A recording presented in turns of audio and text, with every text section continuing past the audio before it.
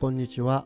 瞑想家のレバレントサトシです。今日は2022年1月4日です。今年もよろしくお願いいたします。今日は現在ここにある宇宙の危機についてお話しさせていただこうと思います。私たちが今いる宇宙っていうのは今まさに存続の危機の真っ只中にいるっていうふうに思うんですね。それはこの宇宙からではない他の宇宙から来た人、あるいは意識によって侵入されていて、そして征服されようとしているからなんですね。これはね、SF 小説の話ではなくて、現在本当に宇宙が抱えている危機なんです。なぜそういうお話をさせていただこうと思ったのかと言いますと、実はね、この私たちがいるこの宇宙よりも古い惑星が発見されたニュースがあったんですね。この私たちにいる宇宙っていうのは138億年前、あるいは114億年前という途方もない昔にビッグバンという小さな一つの爆発から始まったっていうふうに言われています。しかし近年発見された地球から200光年離れたところにある恒星 HD140283、 通称メトシェラという恒星があるんですけども、この恒星の推定年齢はなんと160億年から144億年で、この私たちのいる宇宙よりも古くて、宇宙の生い立ちの話から矛盾しているんじゃないかっていうふうに言われているわけです。これは一体どういうことなのかと言いますと、考えられる理由の一つに、実はこの恒星は他の宇宙から来たんじゃないかっていうことなんですね。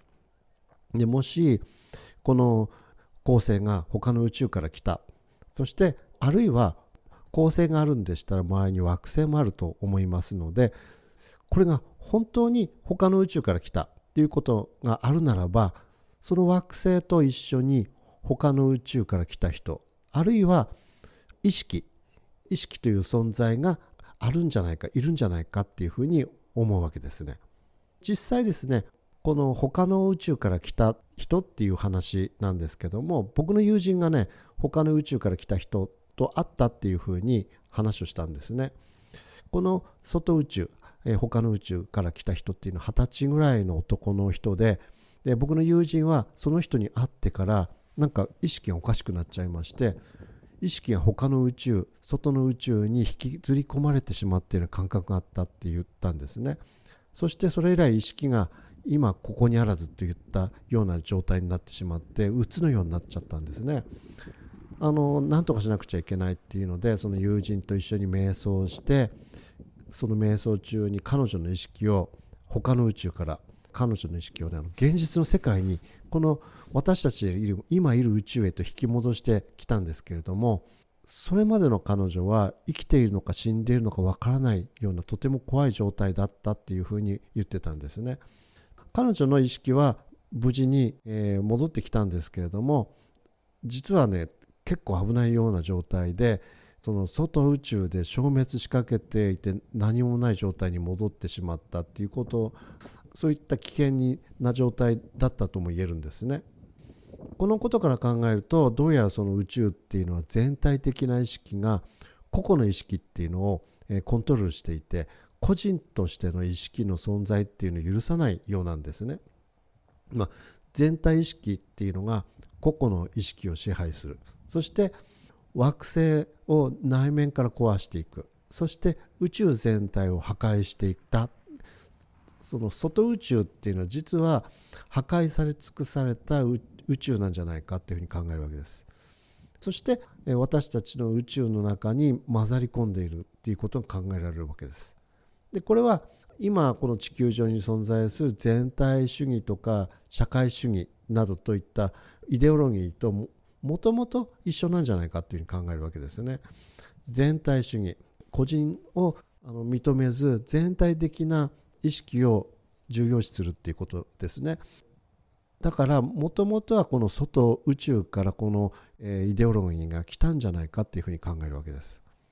この私たちの今いる宇宙っていうのは一体どういうふうに作られたのかっていうことを読み解くのに、聖書、そして古事記に興味深い文章がありますので、ちょっと紹介させていただきますね。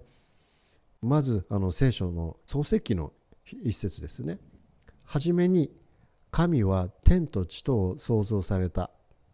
地は形なく虚しく、闇が淵の表にあり、神の霊が水の表を覆っていた。神は光あれと言われた。すると光があった。そしてこれは古事記からの引用です。この世界の始まりは天もなく地もなく、時間も空間もない。あるのかないのかもわからない。混ざり合っているようで混ざってもいない。ただただ薄暗く、もやもやとした状態が果てしなくどこまでも広がっているのでした。その時、天の中心からたかあまはらと呼ぶ声が聞こえたように思われました。すると天と地が分かれ出し、たくさんの小さな光の粒がこの世界に現れたのです。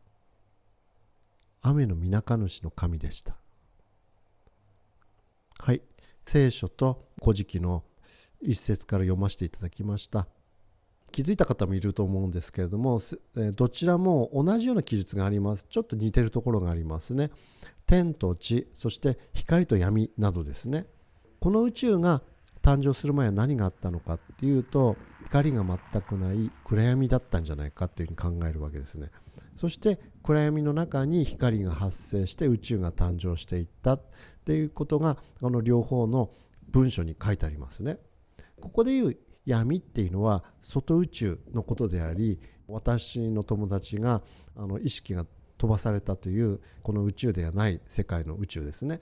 でこの外宇宙のことであって、光っていうのは私たちの宇宙であり、この私たちの今いる宇宙の意識のことなんじゃないかっていうふうに考えるわけです。この宇宙を作り出そうとする力っていうのは、それはとても大きな力で、でもその力を壊そうとする力もそれに反対するだけの大きな力があるのじゃないかっていうふうに考えるわけです。それは何なのかと言いますと、外宇宙の意識の力ではないかと思うわけですね。この宇宙、私たちの今いる宇宙っていうのは新しく何かを作り出そうとする力、そしてそれを打ち消そうとする力、両方の力が存在してて、働いているんじゃないかっていうふうに考えるわけですね。私たちの今いる宇宙の大原則、根本的な原則っていうのは一体何なのかっていうふうに考えたときに、それは基本的原則っていうのは自由意志じゃないかっていうふうに思うわけです。自由意志っていうのに沿って人間っていうのは常に新しいものを作り出そうとしてきました。そしてその自由意志っていうのを打ち消そうとする力も動くわけですね。例えば1年ぐらい前にありましたアメリカの大統領選挙なんですけども、あれは不正選挙でした。そしてその前後から感染症の問題などもありました。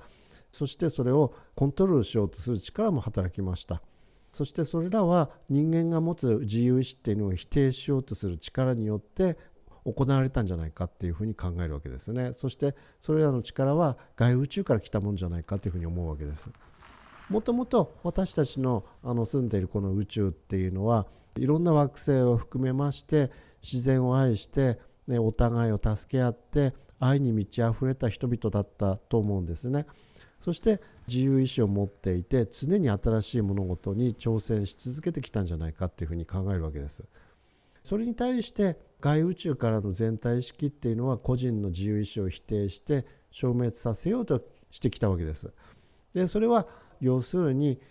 私たちの内面的精神的な破壊を目指していることであって、私たちを精神から消滅させていこうとする力なんですね。例えばですね、Facebook っていう社名がメタバースっていうふうに変わったわけですけども、あれは多次元空間っていうような意味ですね。そして全体意識っていうのを世界を見ているからなんじゃないかっていうふうに思うんですね。例えばそのメタバースっていう仮想空間の中で私たちの個々の自由意志っていうのは実はあるようで消されていってしまうんじゃないかっていうふうに考えるわけですね。で私たち人間の意識っていうのは巨大な仮想的な空間に追いやられてしまって全体意識にコントロールされていく、それをコントロールするのは AI なんじゃないかっていうふうに考えるわけです。でこれは映画マトリックスっていう映画があったんですけども、そのマトリックスの世界観であって、 AI が人間の自由意志を否定して支配していく世界、そういう世界になっていく可能性もあるんじゃないかっていうふうに考えるわけですね。もしそんな世界になってしまったら、この宇宙っていうのは存在する理由と意味がなくなってしまいます。そしてやがてこの宇宙っていうのは消滅させられるっていうことも考えられるわけですね。なので私たちが今いる宇宙っていうのは今行動を起こさなければ消えてしまう、今まさに存続の危機の真っ只中にいるんじゃないかっていうふうに考えるわけですね。私たちの宇宙っていうのは外宇宙から来た全体意識によって精神的に征服あるいは破壊されつつあるっていうことは、これは本当なんだと思います。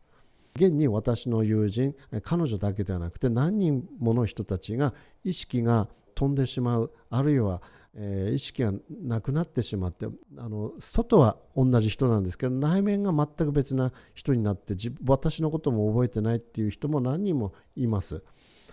そしてこれは未来に本当に起きるわけではなくて今起きていることであって、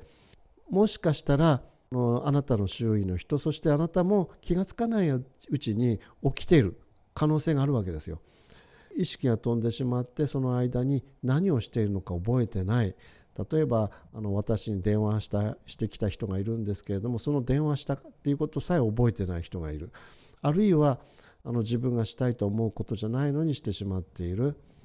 あるいは感情のコントロールがうまくできない、怒ったりとか悲しい、でも自分が本当に怒ってるわけじゃないっていうことは分かる、でも怒ってしまうっていうことがあるわけですね。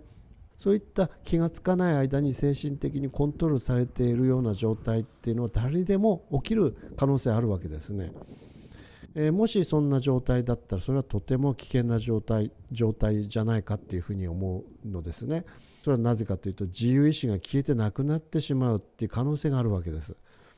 自由意志っていうのはとても大切なもんなんですね。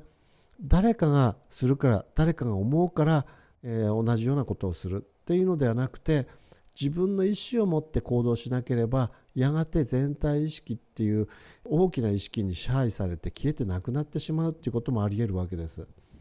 そんな状態にならないように、そんな危険な状態から押しとどめる方法が一つだけあるっていうふうに言われたら、あなたはどうします？それは瞑想なんですね。瞑想を通して自分の心の中にいる本当の自分と対話をする。そして自分の気持ちを知って自由意志を持って行動するってことがとても大切です。そうしますと私たちっていうのは本当の幸せを感じることができるわけです。でも失敗したっていいんです。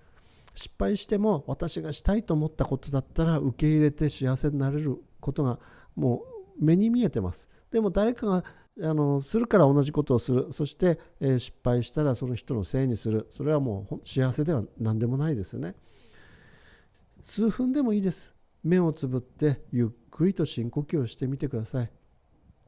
自分がしたいこと、自分の心に問いかけてみてください。きっとあなたの中の意識が本当のことを知らせてくれて幸せな気持ちにさせてくれると思います。ではちょっとだけ一緒に目をつぶって呼吸をしてみましょう。足の裏を地面につけます。背中をまっすぐにしましてゆっくりと深く息をしてみます。あなたの中にいる、心の中にいるあなた自身に問いかけてみます。あなたの意識はこの私たちの今いる宇宙とつながっていて、この宇宙の意識とつながっています。あなたが自由意志を持って本当にあなたがしたいこと、行動することを後ろから押してくれて勇気を与えてくれます。でキラキラとゴールドの光にあなたが包まれていきます。あなたのオーラがゴールドの光に包まれていきます。この宇宙があなたを愛してくれて喜んでくれている光です。はい、目を開けてみましょうか。さあ、周りの様子見てみます。どんな風な光景があなたの中に入ってくるでしょうか。周りの空気、どんな風に感じるでしょうか。今回は今ここにある地球宇宙の危機についてお話をさせていただきました。いかがでしたでしょうか。あなたの幸せ度がアップするようにと思ってやみません。では今日という日があなたにとって素晴らしい日でありますように。チャンネル登録、そしていいねボタンのクリックよろしくお願いいたします。さよなら。